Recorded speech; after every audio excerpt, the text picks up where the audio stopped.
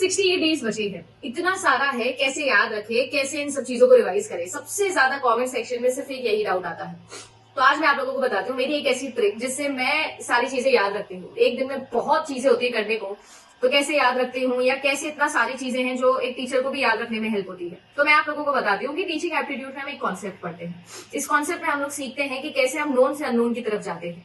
Research में भी यही पढ़ते हैं। तो बस सबसे पहले आपको लेना है खाली पेन और पेपर, शुरू हो जाइए और आपको जो जो उस यूनिट के बारे में आता है, जो जो उस टॉपिक के बारे में चीजें पता है ना, उसे लिखने की कोशिश करिए। अपने आप को याद दिलाने की कोशिश करिए कि आपको क्या क्या आता है, क्योंकि ज्यादातर बच्चों का सबसे बड़ा प्रॉब्लम ये है कि उन्हें आता बहुत कुछ है, बट इस टेंशन में कि जो नहीं आता है उस आते हुए वाले को भी बेचारे को बहुत फॉर ग्रांटेड लेते हैं।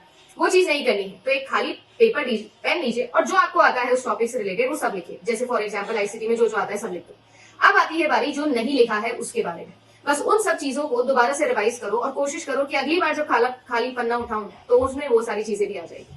रिवाइज करने के लिए सबसे बेस्ट तरीका ये होता है कि आप जितना हो सकता है उतना ज्यादा क्वेश्चंस उस टॉपिक के सॉल्व करिए, तो ही आपको वो टॉपिक याद रहेगा।